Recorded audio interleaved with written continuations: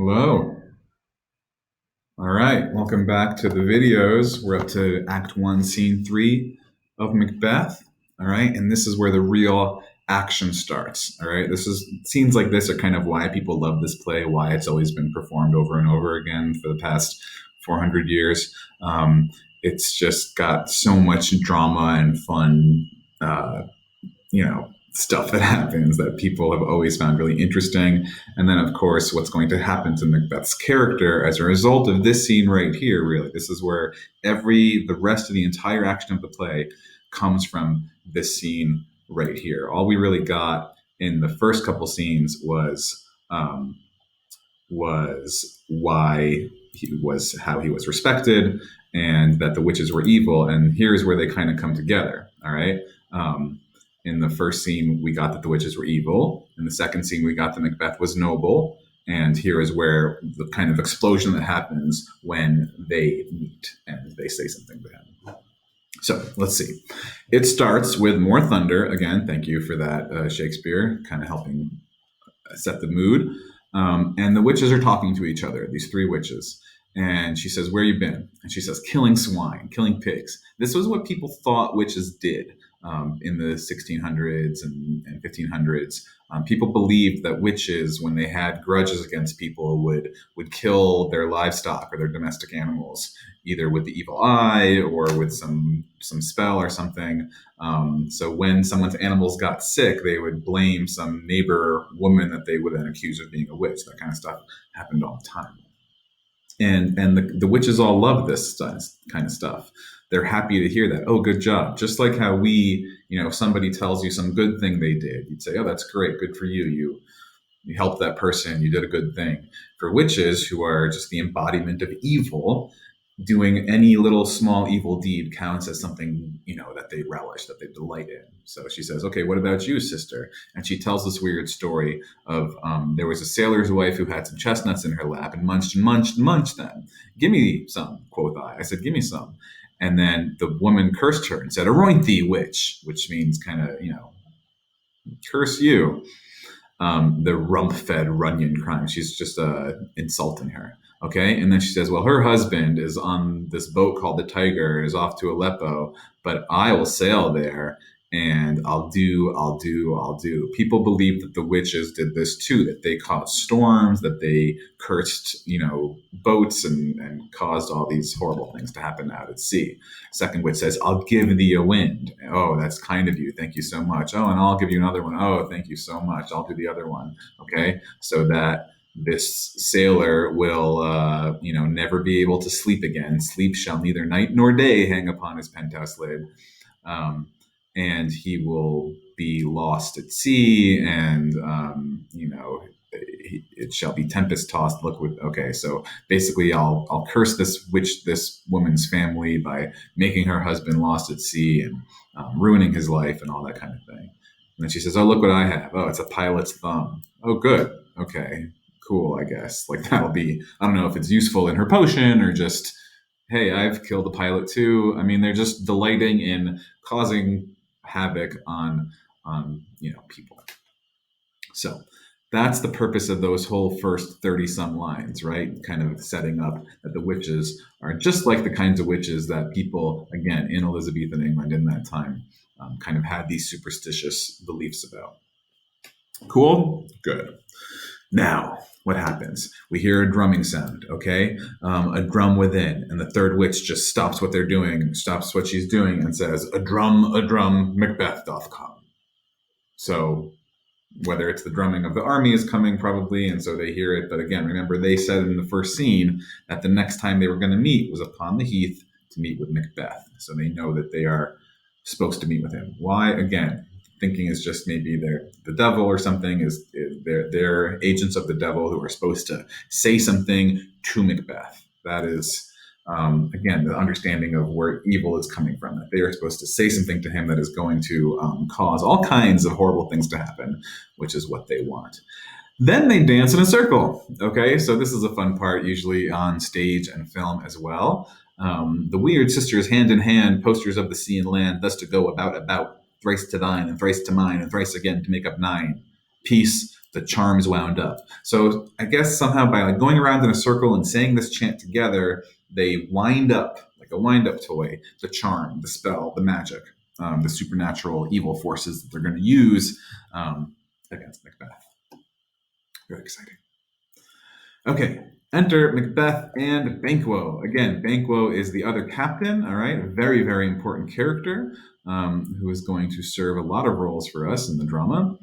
And they're coming back from the battlefield, all right? And now, look at the, oh man, look at the first thing Macbeth says. So foul and fair a day I have not seen. What is interesting about the fact that he uses that language? He's talking about the weather. Looking around, he says, so foul and fair a day I have not ever seen. That is interesting. That immediately does something in our minds.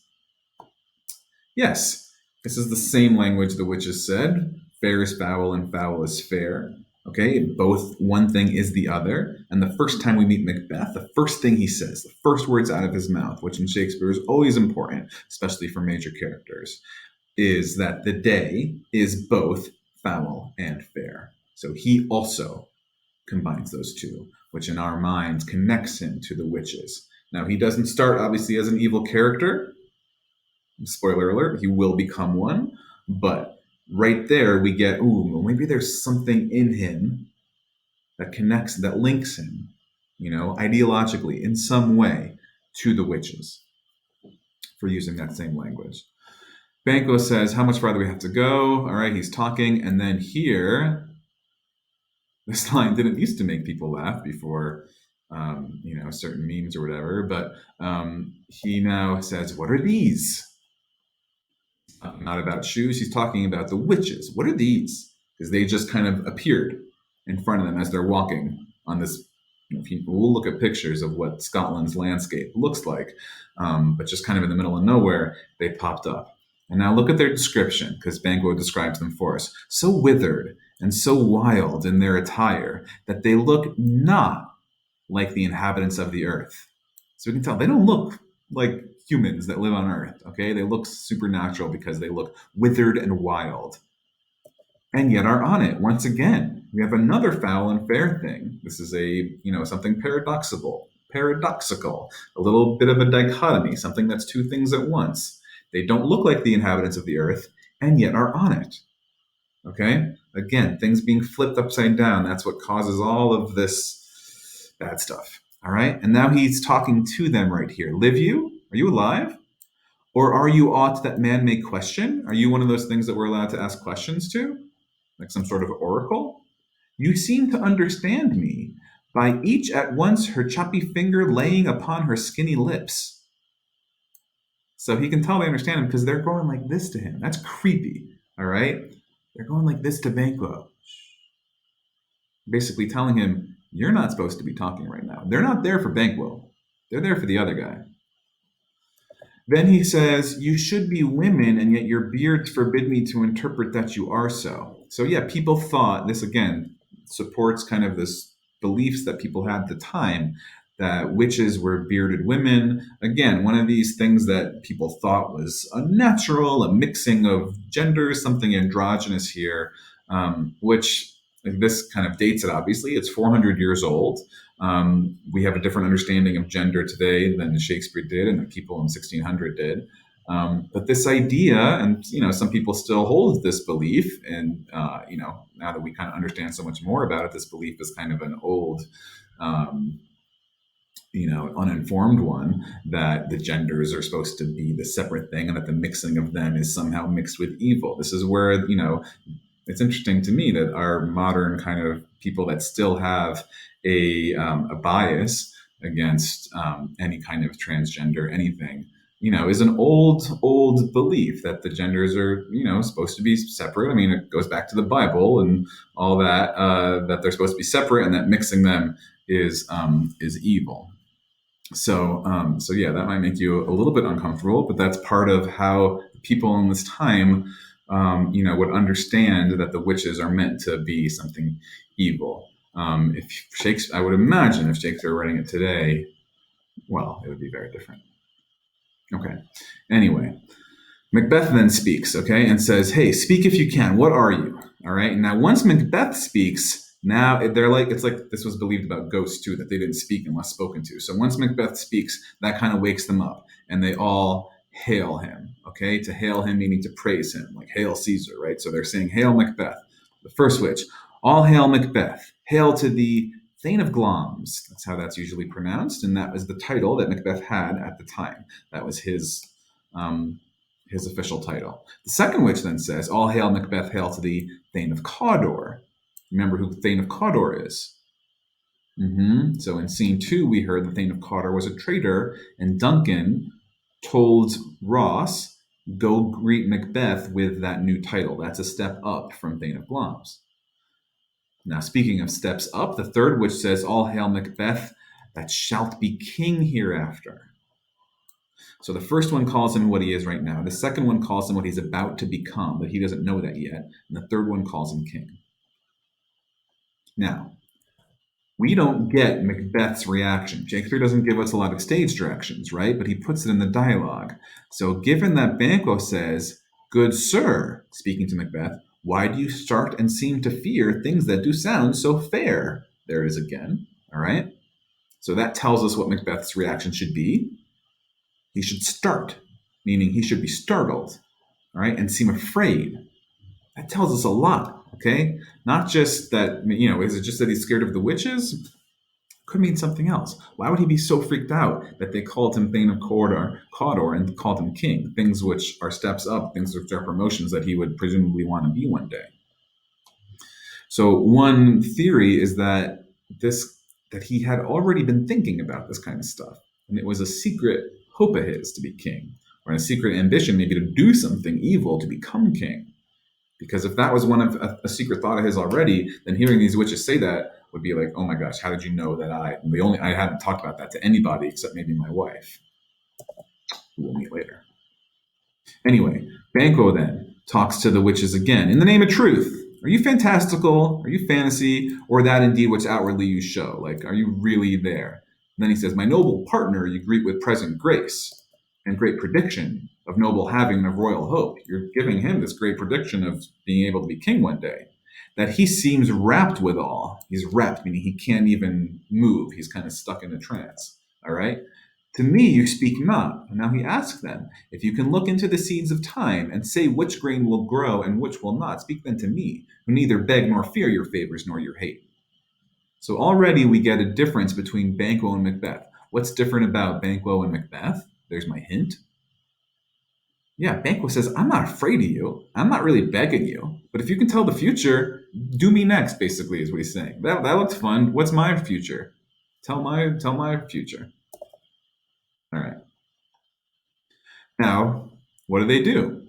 They do grant Banquo's request because they've already accomplished their goal of whatever the devil told them to do, which was to say those three things to Macbeth, because that's the temptation. That's going to set everything else in motion. Once Macbeth hears that he will be king hereafter, that's all that needs to happen for the rest of the horrible things in the play to happen.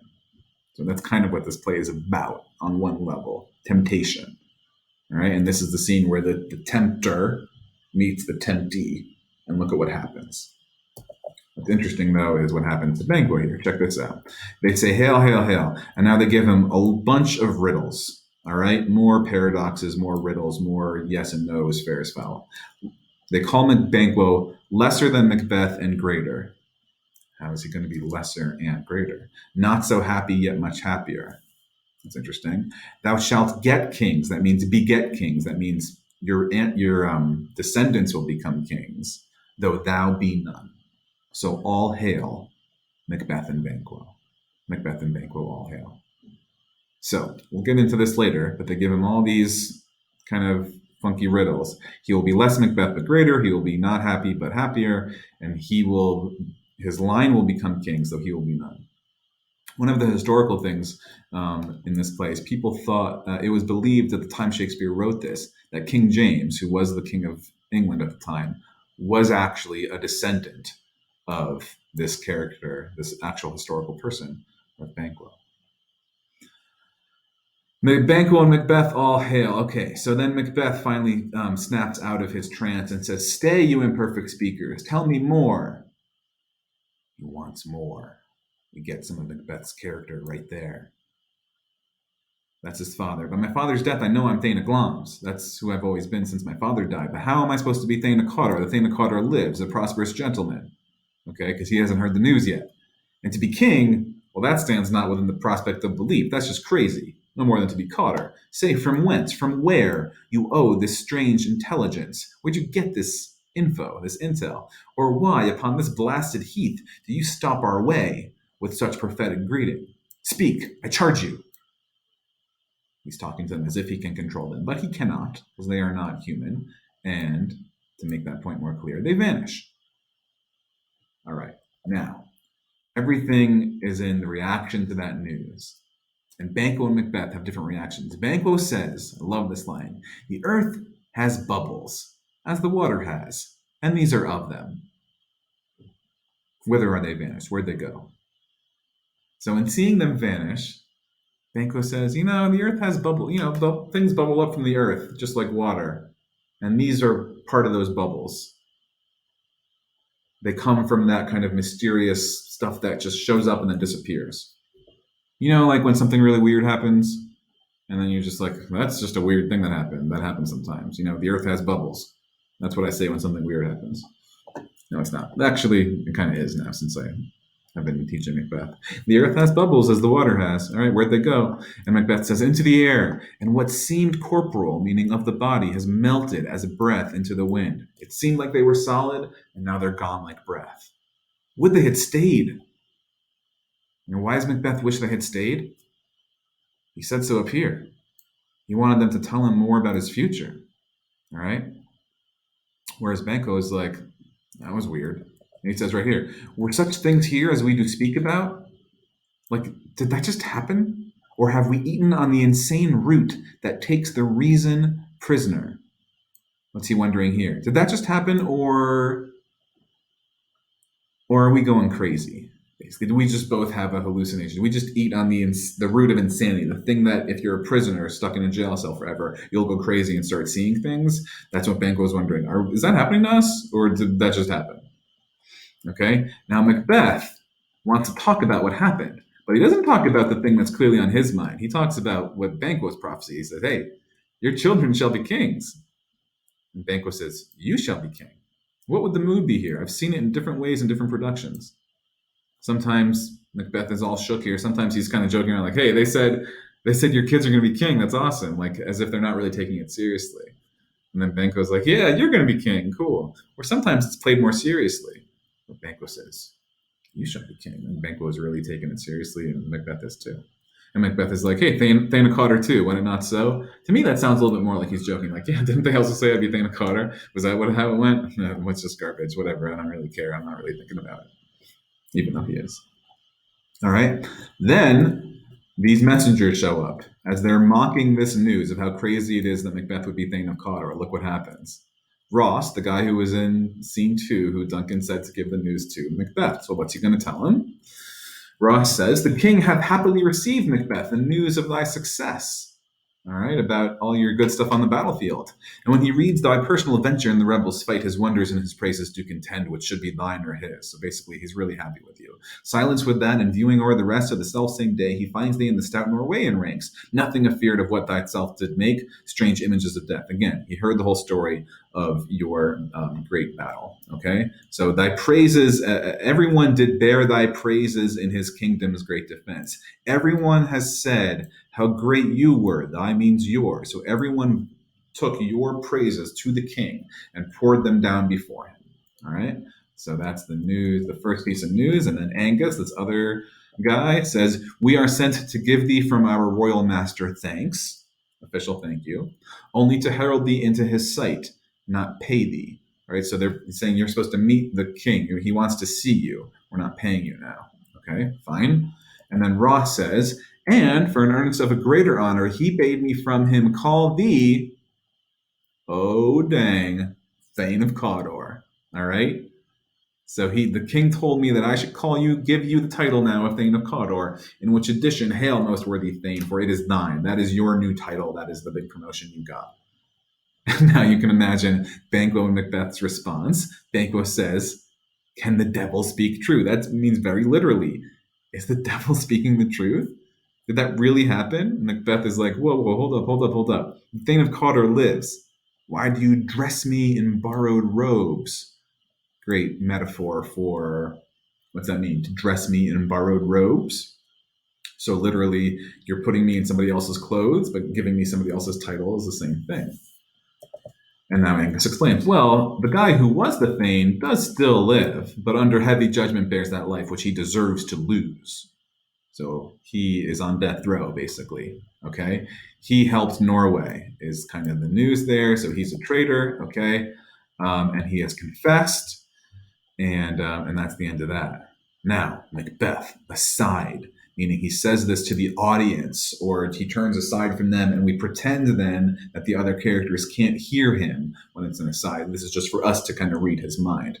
And he says, Glamis and Thane of Cawdor, the greatest is behind. What's that mean? In Macbeth's mind, the jump from Thane of Glamis to Thane of Cawdor, like that was impossible. But now that that happened, the next jump to king, he's like, oh shoot, I think I might actually be king. All right. And then he says, thanks for your pains, and he thanks them, and then aside to Banquo. So again, we pretend that only Banquo and Macbeth can hear this conversation. Do you not hope your children shall be kings? When those that gave the Thane of Cawdor to me promised no less to them. Again, he shifts it onto Banquo so that he doesn't sound so like, I'm going to be king, right? Look at Banquo's response. This is one of the most important lines for me in the whole play. This wraps up so many of the themes. That trusted home might yet enkindle you unto the crown beside the Thane of Cawdor. He says, yeah, it might happen. Okay, since you just got Thane of Cawdor, it might happen. But 'tis strange, and oftentimes, to win us to our harm, the instruments of darkness tell us truths, win us with honest trifles, to betray us in deepest consequence. All right, we'll work on that line. But it tells us so much about how Banquo is different than Macbeth, because he is treating this news with restraint. And that's different than Macbeth, because hey, remember, these are the instruments of darkness. So watch out, because these truths are just a little trifle, a little something good that we might like in order to win us, to betray us later in deepest consequence. Okay? Because they want to win us to our harm. They want the instruments of darkness, the devil, evil, right? They want us to harm ourselves. The forces of evil want us to destroy ourselves. That's a view of evil or the devil's power, right? And so in order to do that, they'll give us a little bit of something, because then we're hooked. And then we're going to start doing more harm to ourselves. And that's what the devil wants. So right off the bat, we get this sharp divide between the way Macbeth responds, which is like, yes, and the way Banquo responds, which is like, whoa, whoa, we should maybe hold off judgment here and maybe remain true to ourselves and not fall prey to the temptation of the devil. But Macbeth, he's already gone. Okay, kind of. This is a famous soliloquy of his. It's a soliloquy because he's speaking it to himself. It's a side, so nobody else can hear him. And the soliloquy is when we get to hear a character's innermost thoughts on stage, usually outlining a conflict that they have, an internal conflict. Two truths are told. Again, Ferris Fowler, right? Two truths are told as happy prologues. Oh, sorry, it's not a paradox. These are two true things, Thane of Glamis, Thane of Cawdor. Two truths are told as happy prologues to the swelling act of the imperial theme. That means the swelling, the growing idea in his head of becoming king. And then again, he interrupts, goes, thank you, gentlemen, thanks. Okay, and now back to the soliloquy. This supernatural soliciting cannot be ill, cannot be good. There we go again. We're in that murky middle. This can't be ill. That means bad, but it also can't be good. Why not? I'll just walk you through this and we'll work more of this in class. If ill, if they were bad, why'd it give me this successful thing that started with the truth? I'm Thane of Cawdor. Okay, so this can't be a bad thing because this good thing happened to me. But if it's good, if the witch's prophecy was a good thing, why then am I yielding? Am I giving way to that suggestion? He's not naming it. but you should be able to tell what thought he has in his head. The thought, whose horrid image doth unfix my hair. I don't have hair, but if I had hair, I would show you that. It's making his hair feel like all out of place standing up on end. Unfix my hair, stand up straight, and make my seated heart knock at my ribs against the use of nature. So if this is good, then why am I thinking about something that makes my hair stand up straight, makes my heart knock against my ribs? The present fears are less than horrible imaginings. Right now, I'm just imagining it, but my thought, and now here he's saying that word for the first time. That murder yet is but fantastical. It's still just a fantasy, but it is shaking me. It shakes so my single state of man. It's just shaking me to my core. That function, ooh, I love this part too. Function is smothered in surmise. Surmise means doubt. So I'm so shook right now that I can't. My ability to function is smothered, covered with doubt. Everything I try to do now, I'm going to feel like it's covered with doubt. And then you should be clear on how this is kind of a theme that keeps coming up in the play. Nothing is but what is not. The only thing that is the thing that is not. So again, fair is foul, right? Now, while he's talking, I guess it looks like he's just kind of staring off into space, right? And Banquo says, "Hey, look how a partner is wrapped." Again, that word of stuck in a trance. Macbeth continuing, "If chance," now here is him being rational. Okay, because remember, Macbeth starts as a rational guy, a good guy. If chance will have me king, if it's just luck, why chance may crown me without my stir. And this is when the audience is like, yeah, don't do anything. Because everyone knows what's going to happen. Don't do anything. Just let chance happen. Let the fate happen. You're going to become king. They said it. You don't have to do anything. Now again, Banquo can kind of guess what's happening. He says, "New honors." This is Banquo again, looking and talking to the other guys. "New honors come upon him like our strange garments, cleave not to their mold, but with the aid of use." So he thinks he's not used to his new honor of Thane of Cawdor. That it's like wearing some new clothes that don't fit yet until you kind of break them in. Then Macbeth says, "Come what come may, time and the hour runs through the roughest day. Let's just see what happens. It's time to move forward."